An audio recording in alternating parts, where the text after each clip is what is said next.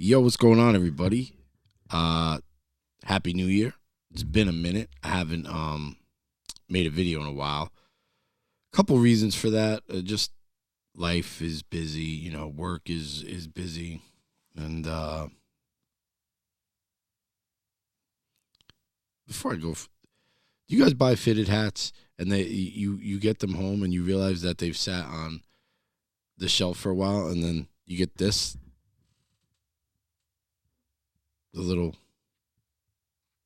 circle where the sticker is, and not anything you do about it. You don't know until you take the sticker off.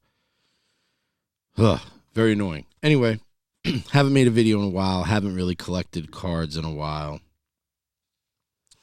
Um, I did sell a lot of cards that I had collected, and over the past couple of years, I got back into it and stuff like that.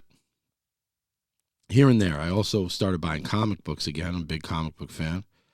Um, Also an artist. In case you see some of the stuff back there, that's stuff I did. I just, comic books, baseball cards, art. Those are my three things. So like, I'm always kind of all over the place. I'll focus on one thing for a while, and then I'll get bored with it, switch to something else, and I do that a lot. And it's just the way my mind works. It happens. I'm sure there are a lot of you guys are like that too. But I want to talk about something today, and then I want to show a few things that I have bought. So I did start buying cards again. I have a couple orders coming in. I'll show them off in a few days when I get there. But when I started collecting again seriously in 2019, my focus was on like Hall of Fame autographs, PSA graded vintage cards, and PSA graded cards that like I had or wanted, when I was growing up in the 80s and 90s. So that was my focus. I didn't really do a lot of the modern stuff. So recently I realized I missed out on a lot of cool modern, ultra modern like rookie cards, Machado, Arenado, Soto. So I started looking into buying some of those guys, future Hall of Famers. Some of them not, but important players who were from this era, like like Christian Yelich. I'll probably get like I haven't yet, but I probably will order a Yelich rookie card. Whereas that card was very pricey a few years ago, and now it's dropped back down a lot. But he's still a very important player from this era, even if he probably isn't going to get in the Hall of Fame. But he won an MVP, almost won two batting titles. I think he almost won 2 Triple Crowns too, both those years. Which, side note, it's very weird that that MVP, I guess it was it 2019 that him and Bellinger were competing, and then after that, both guys have never been the same.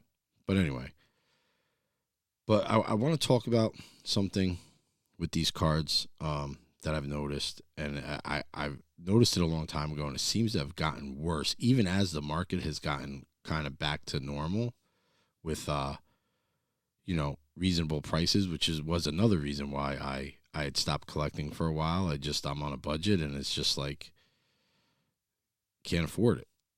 And then I'm going to show a couple things. So what I want to talk about today is 10s and 9s. And you probably know what I mean by that is I just want to talk like PSA 10s versus PSA 9s. Buying some cards, talking to some buddies of mine. A lot of them like to buy 10s, PSA 10s. I was told a long time ago by Eric, those back pages, you buy the card, not the grade, and I've always lived by that. I'm not an investor. I like what I think is cool. And I like the PSA slabs mostly for preservation, but they're just nice looking to me.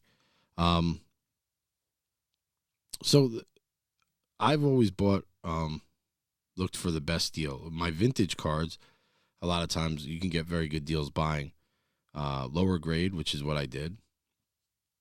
I tried to find some very presentable lower grade cards, and I did. I found some really good ones. I don't really have many of them anymore, but I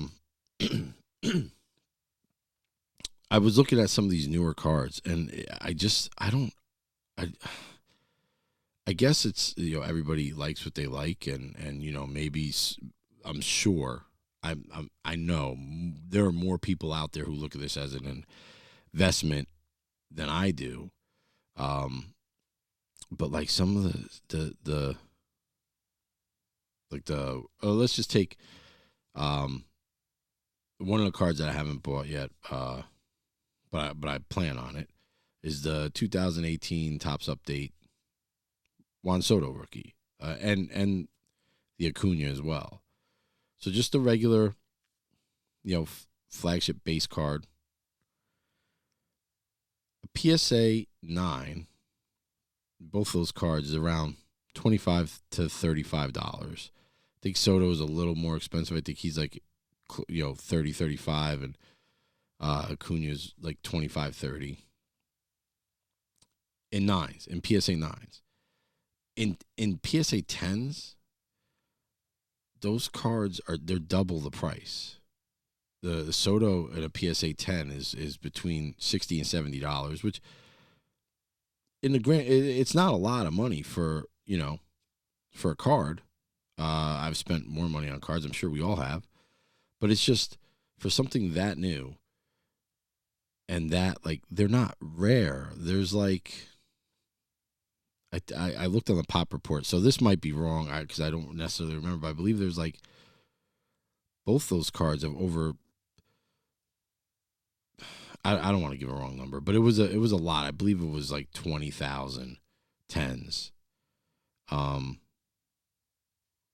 if I'm wrong about that, I'm wrong about that. I did look it up. I can't remember, but whatever it is, it's not a limited number.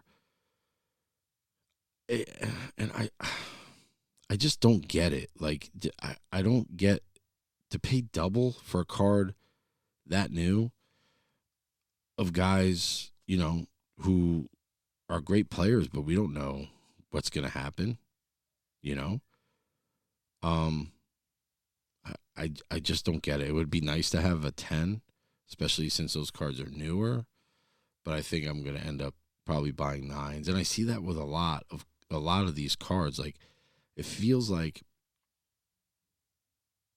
the cards as a whole, the market has kind of stabilized and normalized, with the exception of anything that's graded a 10. It's something as great as a 10. It's literally like it's $50. Period. Like it could be whatever. It could be a common card. You're paying $50 for it. Like it's just you know it's it's ridiculous to me. I kind of understand. I do understand with vintage cards because the higher the grade, the more limited they are. There's not, you're going to find more, 65 Manals in lower grades than you are like eights, nines, tens, like super high grades. And those are investments, and that should be the way it is. But with these modern cards, it's reversed. It's like the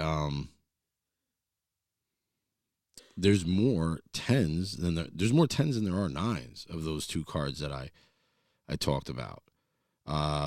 The 2011 Topps Update Trout rookie, which is a card I really hope to get this year. That and a 10 is like they're 12, 13, $1,400. And this is just like eBay prices. I didn't really look that into it. Just what people are trying to sell for. So maybe people are getting them for less than that. But like a 9, I've seen 9s like $650. And to me, like that car, like it doesn't make any sense to me. They're like 10,000 10s of that card or something ridiculous like that, like 7,000. It just doesn't make sense to me to spend that much more. You know, that card, if a 9 is 650, you want to tell me, like, for a 10 I'm going to pay 750, 8. Oh, okay, then I kind of like have some thinking to do, right? But like to be double is crazy to me. I don't know. Maybe it's just the cards that I'm looking at. Um, but it's crazy, and a lot of these newer cards, like, these cards that come right out of packs, like Julio Rodriguez, Wander Franco. These cards start off through the roof, and apparently, like, we don't remember. Maybe there aren't that many guys that remember, like, the '86 Jose Canseco rookie card. You know what I mean? Or the '85 McGuire, like things like that were crazy. And now you could just there were so many of them, and now they're you know the only ones that have value are the graded ones anymore. But that being said, I just I'd like, let me know what your thoughts are on 9s versus 10s. Are you willing to buy 9s? Are you okay with paying double for 10s? Am I wrong there? I mean, is it just happen to be the cards that I'm looking at? Really interested to see, leave comments, see what you guys say. I probably will buy 9s unless I see a really good deal for a 10. And again, I'm not a reseller. I did sell some cards when the market went crazy, but what I buy is I buy. It's for me. It's for my collection. It's so I can have, so it's not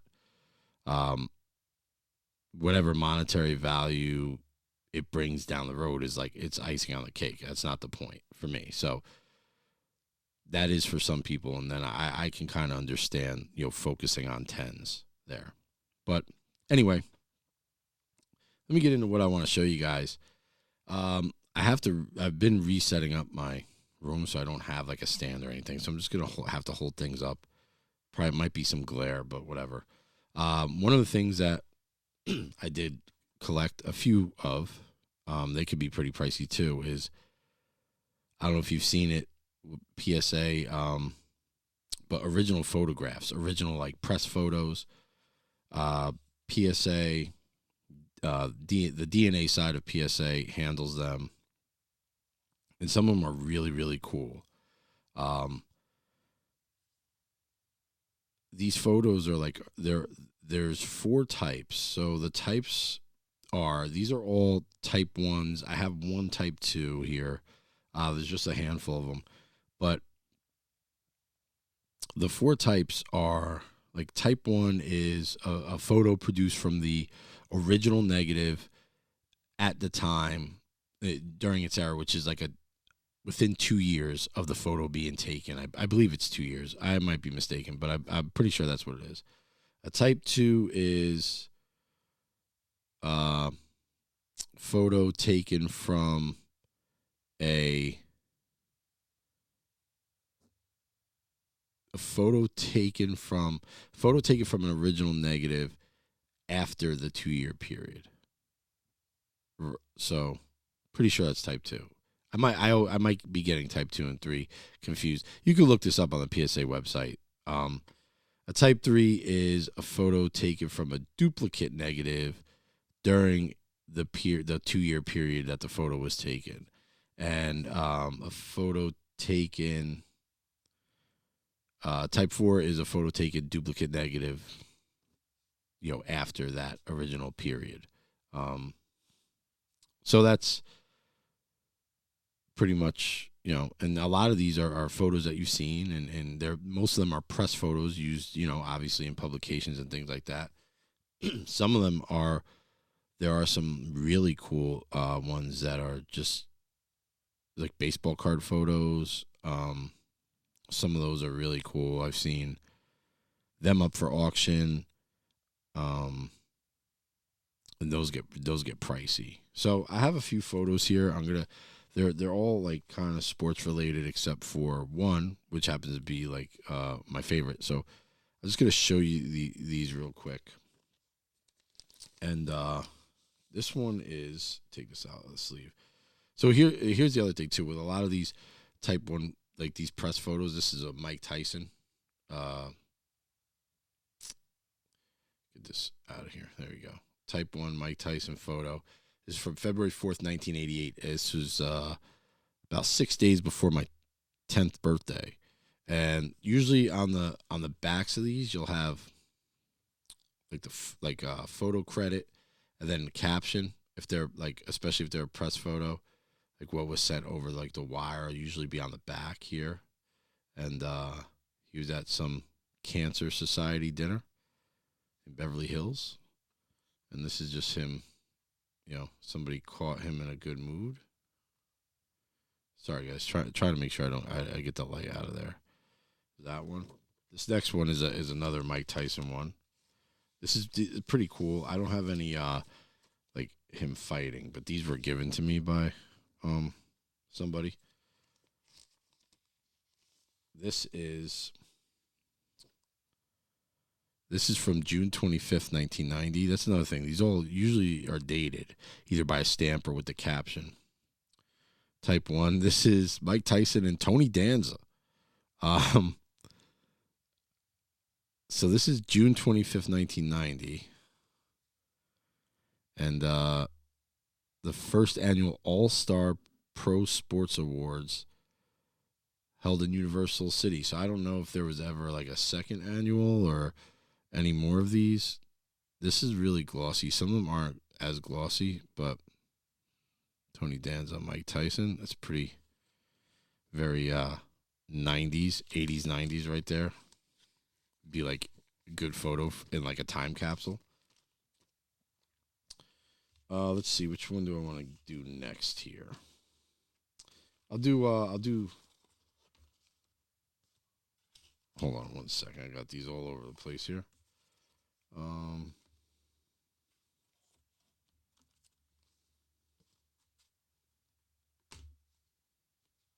Okay. I'll do this one next. One of the other things I like to collect is stuff. National League New York Baseball pre New York Mets. So that's Brooklyn Dodgers, New York Giants. And this is a Type 1 photo. Carl Hubble after a start. So I don't know how that start went.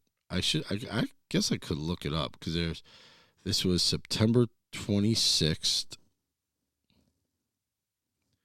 So on the back here, it's got the caption. So first, it's the date it was filed. So 1936, that says, or 35. So this is the caption. Looking towards the World Series meeting with the Yankees, Carl Hubble, Giant mainstay, who can pitch him out and, what does that say? Pitch him out and bat him in. Mops up with a towel after. It's kind of missing like the word here, but I guess it was a workout. Him getting ready for the World Series against the Yankees. So, this is just this. This actually this did not cost me a lot of money. Carl Hubble stuff doesn't really command like a huge price, but I just thought that was a really cool picture, and it's like it's so old. So there's that. So this one is the type 2 or 3. So some of these have captions on the front. Usually, from what I've been told, they're usually type 2s or 3s. Sometimes they are still type 1s. But this photo was cheap and it was like so cool. So this one is from February 5th.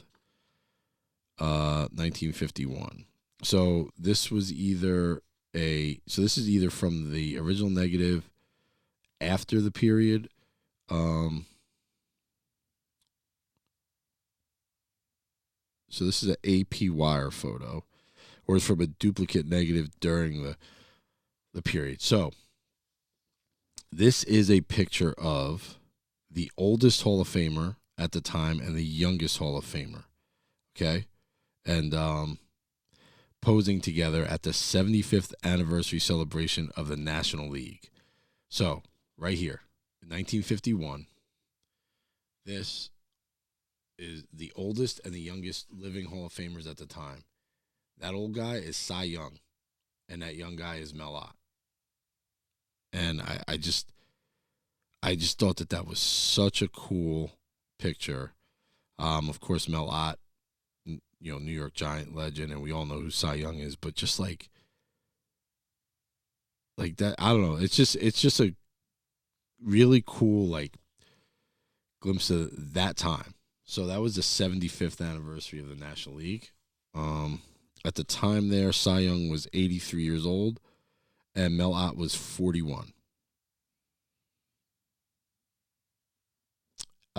Young is the only major league pitcher to win more than 500 games. It says there. So I think he still is the only, right? Nobody else won 500 games. It's crazy. So this is another. I have two more here. These are my two favorites. Now, this one, two home run sluggers. This is from January 18th, 1971. The photo is from January 11th, 1971. January 18th is my daughter Ashley's birthday, so that's pretty cool. So this is a photo of, we all know who these guys are, Willie Mays and Hank Aaron. So they are, 1971. Now, one of the reasons why I got this picture was it wasn't very pricey, and the caption is really cool. So, second and third to Babe Ruth's 714 home run total, Willie Mays of the San Francisco Giants with 628, and Hank Aaron of the Atlanta Braves with 592. Sign up January 11th for a match that will see them hitting a different sport of long ball. The two superstars will compete in the 5th annual Astrojet Golf Classic on February 5th to 7th in Phoenix, Arizona. So at the time, 1971, they were second and third in the home run list, but Mays was second, and Aaron was actually third. And I thought that was really cool. So, finally, last one that I have, and I haven't. This is a non-sports one, and this one is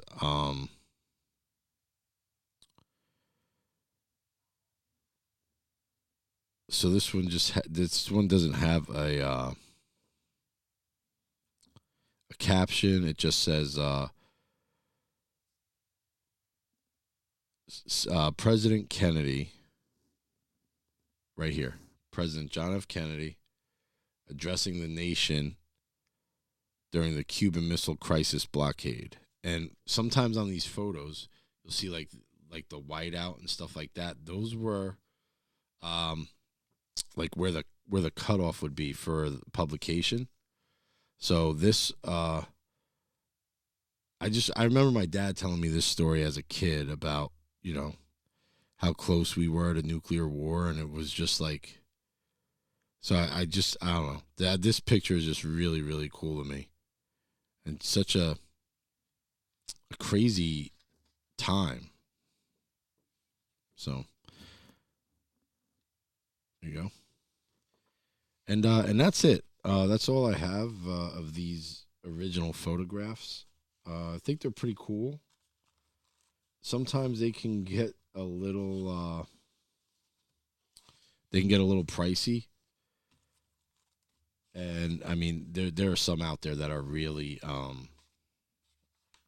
really up there, especially some of the old photos from like the Bowman baseball cards and things like that, or the old Topps cards. they can get up there. So if you're on eBay or you're interested in this or anything else like that, like if you're on eBay, I would say definitely, check them out.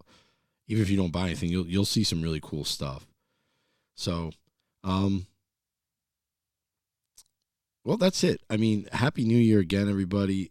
Thanks for, sticking around, and thanks for checking this out. Hopefully I'll have another video when I get some of my new cards in a few days. And I'm really interested to hear or read or whatever, what you guys think about the PS5s. I do have a PS5, actually, and got one for my son for Christmas, so that's why it's on my mind. But the PSA 10s versus PSA 9s. Other than that, everybody, again, Happy New Year. I hope everybody has a safe, happy, healthy New Year, and you guys get lots of cards. So, see you soon. Peace.